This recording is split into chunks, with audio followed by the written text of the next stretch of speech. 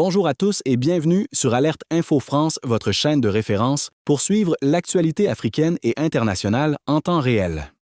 Aujourd'hui, nous revenons sur une déclaration importante de l'ancien président de la République démocratique du Congo, Joseph Kabila, qui a exprimé son soutien à un changement de pouvoir, accusant le régime actuel de violation de la Constitution. Une situation qui risque d'accentuer les tensions politiques déjà très fortes dans le pays. L'ancien président congolais, Joseph Kabila, qui a dirigé la République démocratique du Congo de 2001 à 2019, a récemment déclaré soutenir le retrait du pouvoir du président actuel Félix Tshisekedi, qu'il accuse de gouverner en violation des lois du pays. Cette déclaration a été faite lors d'une interview accordée le 20 mars 2026 à un journaliste du média Le Libre, dans sa résidence située dans la ville de Goma, dans la province du Nord Kivu.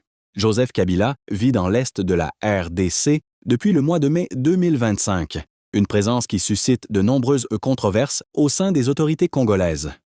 Le gouvernement l'accuse notamment de collaborer avec la coalition AFC/M23, un groupe armé qui contrôle la ville de Goma et qui est considéré comme une menace majeure pour la stabilité du pays. Sur cette base, les autorités congolaises ont condamné Joseph Kabila à la peine de mort par contumace, une décision qui renforce les tensions politiques entre les deux camps. Interrogé sur sa présence à Goma, Kabila a expliqué que cette ville représente pour lui un lieu familier, précisant qu'il y possède une maison depuis 1999.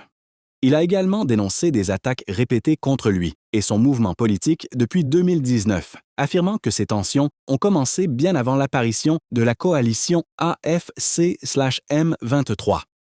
Selon lui, il dispose du droit de communiquer et de collaborer avec tous les citoyens congolais, dans le but de favoriser la cohésion nationale et de promouvoir la paix.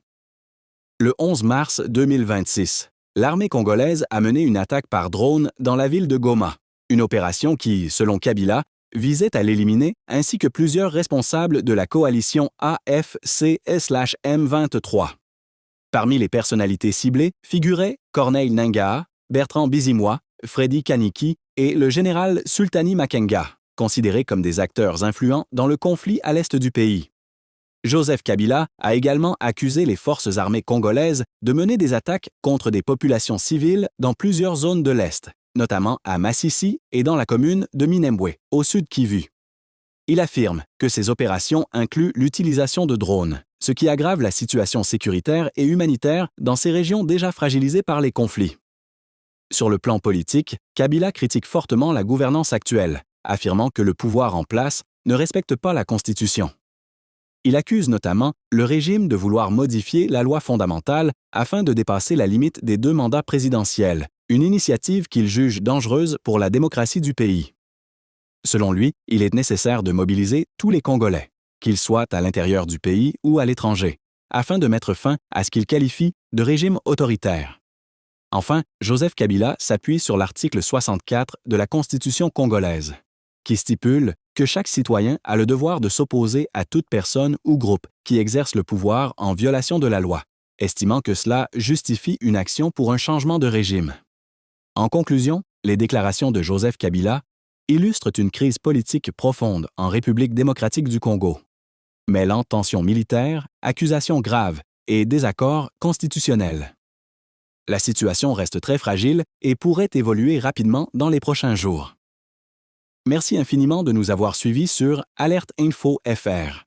N'oubliez pas de vous abonner, de liker la vidéo et de partager pour soutenir notre travail et rester informé en temps réel. À très bientôt pour une nouvelle édition sur Alerte Info FR.